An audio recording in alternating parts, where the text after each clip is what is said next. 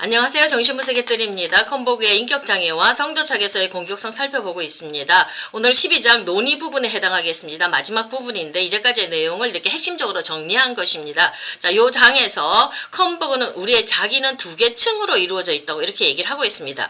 자, 중심부에는 자기 표상 영역이 있고요. 그리고 그 주변부에 자기 성찰 영역이 있다고 이렇게 얘기를 하고 있습니다. 요게 잘 발달되어서 나와야 되는데 정신증이라든지 정체성 혼란을 겪는 분들은 보면 이 자기 성찰 영역이 문제가 생긴다는 겁니다. 그래서 그게 자기를 객관적으로 바라볼 수 있고 자기를 통합할 수 있는 능력이 없어서 이런 심리적인 문제를 앓게 된다고 이렇게 설명을 하고 있거든요. 자, 그렇다면 이 중요한 자기 성찰 영역이 언제 발달되어지는가 한번 살펴봐야 되겠죠. 이 자기 성찰 영역은요, 자기 표상과 대상 표상이 분화된 시점에서 나오기 시작을 한다고 얘기를 합니다. 자기 표상과 대상 표상, 엄마, 부모를 통해서 받는 그 이미지들 있죠. 요것이 자기와 대상이 분화된 시점, 그러니까 다 분화되지 않는 시점, 하나로 있는 시점에서는 이 자기 성찰 영역이 발달되지 않는다는 얘기죠.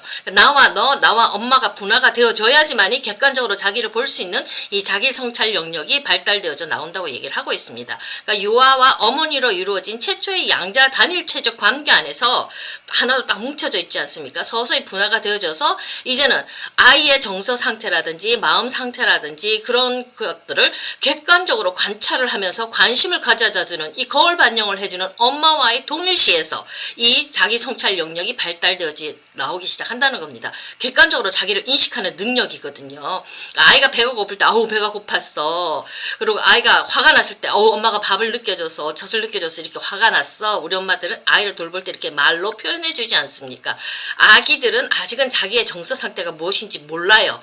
뭔가 감정은 지금 정도는 강하게 올라와서 화가 나서 막 울기는 하는데 정확하게 내 상태가 배가 고파서 그런 건지 내가 지금 슬퍼서 그런 건지 화가 나서 그런 건지 행복해서 그런 건지 몰라요. 근데 그 정서 상태를 엄마가 거울처럼 이렇게 언어로 표현해 줄 때, 그럴 때 화가 났을 때 괜찮아 엄마가 미안해 화 풀어 이렇게 도닥도닥 해주고 달래주는 이 엄마의 기능들, 요 관찰해주고 객관적으로 바라보면서 아이의 상태를 정확하게 언어화시켜주고 그 다음에 달래주고 보듬어주는 요런 엄마의 능력을 경험하면서 요걸 동일시하면서 요 대상표상을 내 마음 안에 갖고 온다는 겁니다. 요렇게 해서 잡을 때 요것이 바로 자기 성찰을 할 수 있는 능력으로 발달되어져 나간다고 이렇게 얘기를 하고 있습니다.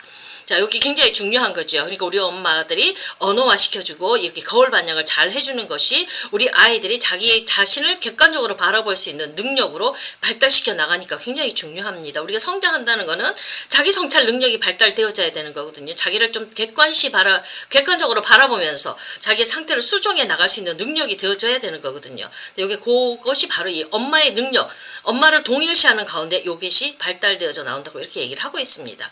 자, 요렇게 어떤 다른 학자들은 이 자기를 구성하는 이 두 영역을 자기 표상 기능으로 이루어진 두 개 집합으로 이렇게 묘사할 수도 있을 것이라고 컴버그는 얘기를 합니다. 하나는 자기 분화를 중심으로 한 기능들로 구성된 집합이고요. 다른 하나는 관찰하는 기능을 중심으로 구성된 집합이라고. 여기시 하나에서부터 이것이 자기를 구성하는 이 영역이 이렇게 분화되어서 나올 수 있다고 얘기는 합니다. 그렇지만 이 어떠한 경우든지 간에 이 관찰 기능은 관찰하는 부모 이미지가 내재화된 것입니다. 나를 객관적으로 볼 수 있도록 좀 더 바라볼 수 있도록 달래주는 그 엄마의 기능이 내재화된 것이 바로 관찰하는 기능입니다. 자, 정신증 환자의 경우는요, 자기 표상과 대상 표상 사이에 분화가 발생하지 않았죠. 그래서 현실 검증 능력도 없고 분화된 대상과의 동일시에서 유리하는 자기 인식도 없습니다. 그러니까 엄마가 분화되어야지 엄마의 달래주고 객관적으로 바라볼 수 있는 그 능력을 우리가 그걸 동일시하면서 자기 인식을 하게 되죠. 내 개념을 만들어 나가기 시작하는데 분화가 안 되어져 있으니까 이게 대상과의 분화된 대상을 엄마를 통해서 뭔가 동일시할 수 있는 것들을 기능들을 가져올 수가 없다는 겁니다.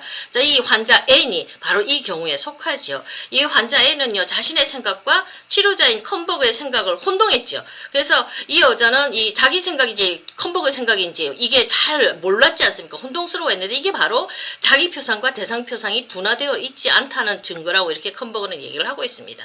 이 여자는 계속 자신은 완전히 고립되어 있다고 느꼈고요. 한 개인으로서 자신에 대한 중심적인 인식도 갖지 못한 거예요. 이런 여러 가지 경험들이 단절되었고 분절되어져 있지요. 하나의 경험을 연속 속으로 읽어주는, 묶어주는 그런 경험들을 정리해주는 그런 기능들을 다 이게 관찰하는 자아가 해주는 거거든요. 엄마가 이렇게 해주는 거거든요. 그러니까 이 여자분은 하나로 이렇게 뭔가 자신에 대한 하나로 자기의 경험들을 하나로 묶어서 자기 인식을 가져야 되는데 이런 자기 시인에 대한 중심적인 인식을 가지고 못하고 있으니까 정체성 혼란이 이루어지죠. 자, 이렇게 대상표상과 자기표상이 분화되어지고 분화된 대상표상의 어떤 기능들을 내 안에 동일시해서 가지고 오는 게 이만큼 중요하다는 얘기를 하고 있습니다. 자, 이런 환자들은 통합된 자기 개념을 찾아볼 수가 없지요. 애는 이렇게 자기와 대상을 구별 못하는 이 구조적인 특성들을 가지고 있고요. 그렇기 때문에 자연스럽게 정체성 상실이라는 문제도 드러나게 되지요. 그러니까 자기 주변부를 구성하는 자기 성찰의 능력이 결여되어져 있으니까 자기 자신에 대한 핵심 감정을 가질 수가 없고 자기감이 떨어지게 되고 정체성을 상실하게 되는 그런 문제를 가지고 오게 되는 겁니다. 정신증 환자의 그런 특징들이 있고요. 그 다음에 경계선 환자들도 비슷한 이런 문제들을 앓고 있습니다. 근데 요 사람들은 조금 더 정신이 좀 고도로 성장하신 분들이죠. 정신증 환자보다는 경계선 환자들은 조금 더 성장하고 좀 발달이 진행되신 분들입니다. 자, 경계선 인격 조직을 가진 환자들도요, 역시 통합된 자기 개념이 없어요. 그래서 정체성 혼란을 보이는 건 똑같습니다. 근데 조금 다릅니다. 정신증 환자들하고 조금 다릅니다. 자, 이 사람들의 경우 정체성 혼란은 방어 기능을 하는 겁니다. 살아남기 위해서, 방어 기능을 하기 위해서 정체성 혼란의 기능들을 사용하는 겁니다.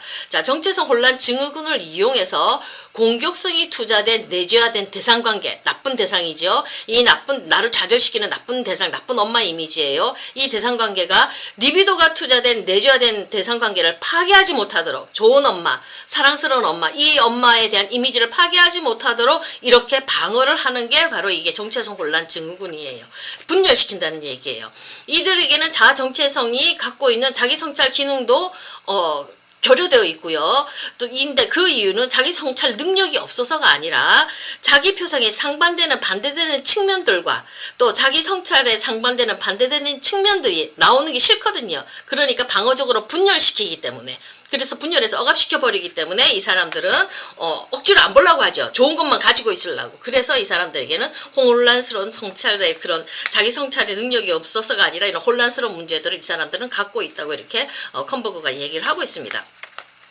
자, 경계선 환자들의 서로 해리되어 있는 각 자아 상태 안에는 좋음과 나쁨이 이렇게 해리되어져 있죠. 분열되어서 해리되어져 있습니다. 그런 상태 안에는 얼마간의 그런 자기 성찰 능력이 그래도 조금은 존재한다고 이렇게 얘기를 하고 있습니다. 자, 분석가가 이들의 분열 기제를 해석해줄 때 좋음에 대한 그런 어떤 기능들을 갖고 있잖아요. 나쁨은 억압되어서 분열되어서 없어져 버렸지만 요 분열되고 억압된 것들을 이렇게 해석해줄 때, 분열 기제를 해석해줄 때 이들은 자기 개념의 통합을 위한 첫 단계로서 자기 성찰 능력을 통합해내는 일을 합니다. 자, 좋음을 가지고 간직하고 싶기 때문에 나쁜 대상 이미지를 분열시켜서 해리시켜 버렸잖아요. 그래서 그 사람들은 이것들을 자기 성찰 능력이 조금 부족한데 그래도 이거 억압된 거 분열된 이것들을 이렇게 끄집어내어서 조금씩 이렇게 해석해주면은 이 사람들 그것을 받아들이면서 자기 통합을 해내고 혼란스러운 정체성 혼란스러운 문제들을 극복해 나갈 수 있다고 이렇게 얘기를 하고 있습니다. 자, 이런 분석가가 잘 해석해줄 때 이런 해석의 결과 경계선 환자는 자신의 경험과 행동 또는 사고가 가진 모순적인 측면을 알게 되고요. 양가 감정을 둘러싼 자신의 갈등을 직면할 수 있게 되는 겁니다. 이와는 대조적으로 정신증 환자들은 아예 자기 성찰 능력을 갖고 있지 않다고 얘기를 합니다. 그러니까 경계선 환자는 어느 정도 갖고 있는 것이죠. 그러니까 분석가가 해석을 해주면 자기가 분열시켜서 억압되었던 그 나쁜 대상 이미지들을 이렇게 살려내어서 통합하면서 이렇게 자기 성찰 기능을 가져갈 수 있다고 이렇게 얘기를 하고 있습니다. 자, 정신증 환자의 치료의 첫 단계는요, 환자와 의미 있는 접촉을 확립하는 것입니다. 이래야지 이제 전이가 올라오거든요. 접촉이 이루어지면 이제 원치적 전이가 발생합니다. 이 원치적 전이 안에서 환자의 모든 정신증적 동일시, 투사적 동일시라든지 정신증적 내사라든지 여러 가지가 있죠. 요 동일시가 담겨져 있거든요. 이렇게 전이가 올라오면 요걸 이제 해석해주면서 이 치료가 들어가는 거죠. 그런 다음에 치료의 과정의 두 번째 단계는 환자가 차츰 융합과 혼동을 수용할 수 있도록 돕고 환자가 자신의 경험과 치료자의 경험을 구별할 수 있도록 돕는 것이 이게 바로 치료의 그 핵심적인 단계라고 얘기를 하고 있습니다. 그러면서 환자가 이러한 수용된 것, 이런 것들에 대해서 수용 능력을 이렇게 갖추게 될 때 이제 이 환자들은 차츰 치료자하고 분리됨을 받아들이고 자기 성찰 능력의 발달을 이렇게 촉진시킬 수 있다고 얘기를 하고 있습니다. 그러니까 우리 내담자들에게서 이 자기 성찰 능력을 우리가 발달시켜야지만이 조금 더 객관화된 자기를 보면서 성장의 길로 들어갈 수가 있죠. 그래서 요 자기 성찰 영역이 엄마들의 이 안아주는 기능을 통해서, 우리 어머니들의 안아주는 기능을 통해서 아이들한테서 그런 기능들이 내재화되면서 우리 아이들이 자기를 객관적으로 보면서 성찰하면서 반성하면서 우리 아이들이 성장해 나갈 수 있다고 이렇게 얘기를 하고 있습니다. 그러니까 엄마가 우리 아이들, 어린아이들의 감정과 고통과 기쁨들, 정서들을, 경험들을 안아주는 것, 포용해주는 이 능력이 얼마나 귀하다는 것, 이게 얼마나 꼭 필요한 성장이고 꼭 필요한 발달이 꼭 필요한 과정이라는 것을 우리가 알 수가 있습니다. 요 기능이 잘못되어질 때 정신증적인 환자가 될 수가 있고 경계선 환자가 될 수가 있는 거거든요. 그래서 요거 오늘까지 살펴봤고 다음은 13장 보겠습니다. 감사합니다.